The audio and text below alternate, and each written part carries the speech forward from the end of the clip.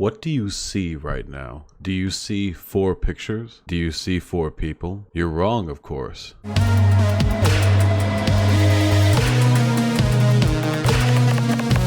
They're all the same person. You always knew, deep down in your heart, that they are one and the same. And in this stream, I will be showing you the evidence I have collected over the past 25 years of my life. Information which will lead to the arrest of Hillary Clinton. Information which will lead to the discovery of the Greys. Information that will blow Area 51 wide open, which will make unnecessary our proletarian invasion of the premises. We can take a moment to celebrate. Epstein's dead. See? So let's get right into it. Fact number 1. Epstein is dead. Hung himself. What's more, it seemed he was not under any type of supervision at the time of his alleged suicide. And what's more, see, Epstein was a philanthropizing billionaire child pimp. He will offer the wealthy in the world some sweet 12-year-old fuckholes. That was the deal. He ran the Lolita Express, a nice fancy pants plane that you could hop on board. Plenty of people have been on that plane, the Clintons, Trump, blah, blah, blah. He had a mansion on an island. Lots of shit took place there. This right here is an affidavit, and within it there are a number of allegations.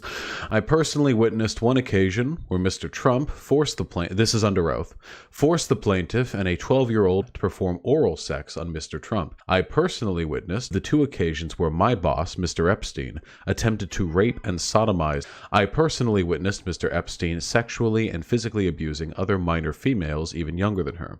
I personally witnessed Mr. Trump physically threaten the life and well-being of the plaintiff if she ever revealed the details of the physical and sexual abuse suffered by her at the hands of Mr. Trump. Forcibly raped her despite her pleas to stop. Over the course of this savage sexual attack, Plaintiff Johnson loudly pleaded with Trump to please wear a condom. Trump responded by violently striking Johnson in the face with his open hand and screaming that he would do whatever he wanted as he refused to wear protection. So, that's this is just a small part of one interaction between Epstein, Trump, and those girls, picked from a career that spanned decades. So that's cool. That's a thing. Now that's all an affidavit signed, put forward as testimony under oath by the plaintiff, who I'm sure will have an accident sometime soon, and so on and so forth. If any of you are surprised by this, I'm very, very sorry to hit you with this, but you're desperately naive.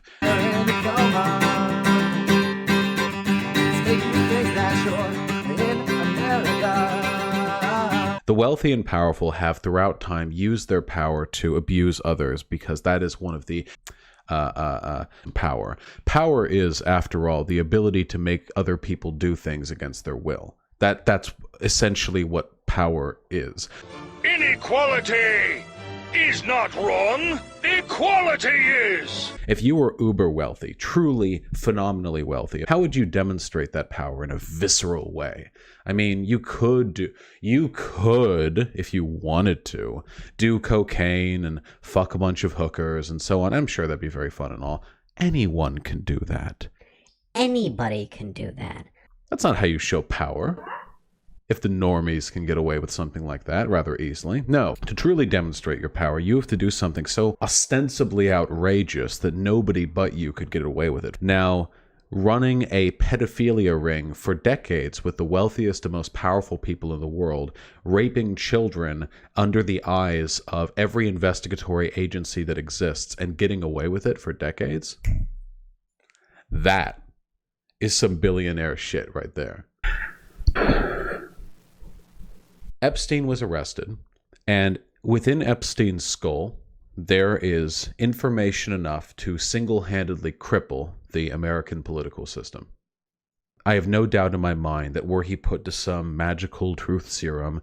Oh, is that truth serum? There's no such thing as truth serum. It's a little concoction. It makes you suggestible. Dude, that's truth serum. No, it's not. They sound like truth serum to me. Right? It's not a truth serum. Oh, okay. Hey, I believe you. That would be information enough to single-handedly collapse the American government. There are too many people involved. There are too many people in too deep. So that's not going to happen. The American political system is a little bit more resilient than that.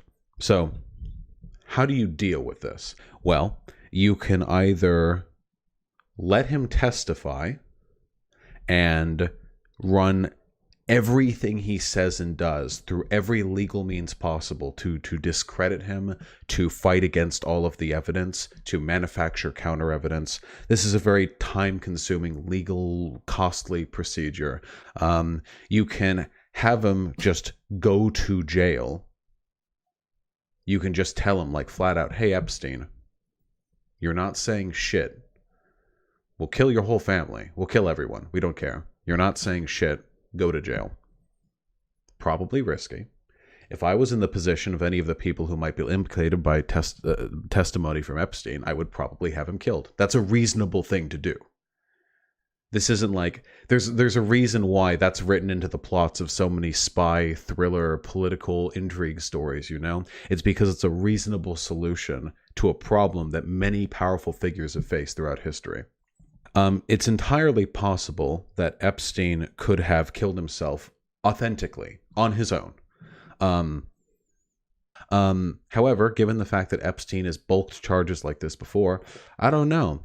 Add into the fact that he attempted to kill himself less than a month ago and has since then been taken off suicide watch in spite of being the single highest profile prisoner that America has had in, like, what, a decade? 2 decades? The fact that he was allowed to kill himself all means that the prison was complicit in his death.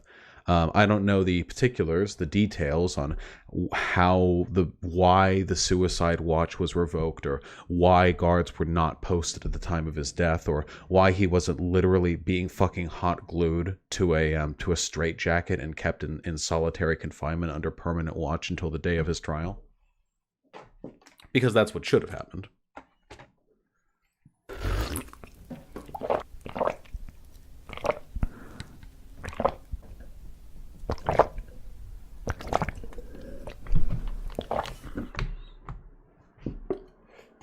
But it didn't happen. He died.